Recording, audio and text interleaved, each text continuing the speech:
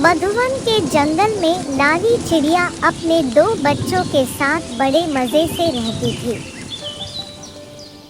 लेकिन एक साल वहां पर भयानक अकाल पड़ा, जिसके कारण वहां के सभी पशु पक्षी जंगल छोड़कर जाने लगे। लाली चिड़िया भी अपने दोनों बच्चों के साथ वहां से उड़ चली।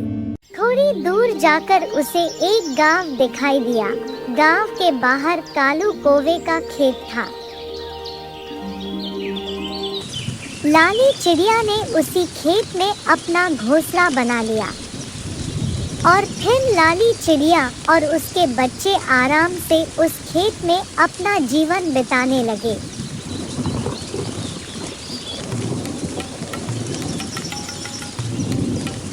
समय बीतता गया और कुछ महीनों के बाद फसल काटने का समय आ गया, जिसका अर्थ था कि अब लाली चिड़िया और उसके बच्चों को खेत छोड़कर किसी नए स्थान पर जाना होगा।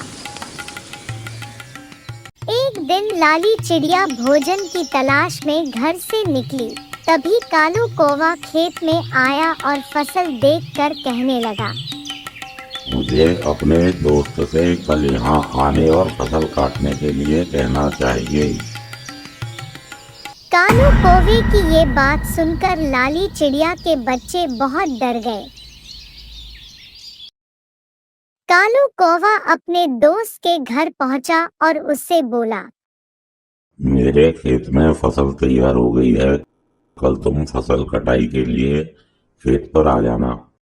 अरे कालू, तुम बिल्कुल भी चिंता मत करो, मैं कल तुम्हारे खेत पर फसल कटाई के लिए आ जाऊंगा।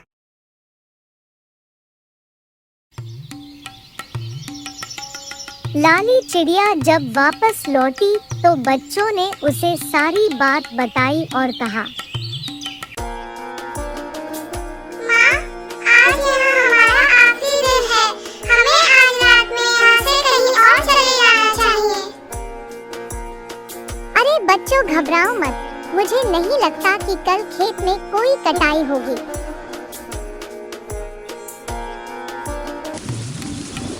अगले दिन लाली चिड़िया की बात सच हो गई, क्योंकि उस दिन कालू कौवे का दोस्त खेत में नहीं आया और फसल की कटाई नहीं हो सकी।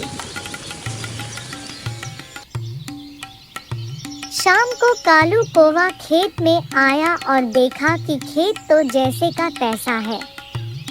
वह निराश होकर बड़बड़ाने लगा, मेरा दोस्त तो नहीं आया, अब तो मुझे अपने रिश्तेदार से ही कल आने और फसल कटाई शुरू करने के लिए कहना होगा। लाली चिड़िया के बच्चों ने फिर से कालू कौवे की बात सुनी और डर गए। कालू कौवा अपने रिश्तेदार के घर पहुंचा और उससे बोला, मेरे खेत में फसल तैयार हो गई है, कल तुम फसल कटाई के लिए खेत पर आ जाना। ठीक है कालू चाचा, मैं कल तुम्हारे खेत पर फसल कटाई के लिए आ जाऊंगा।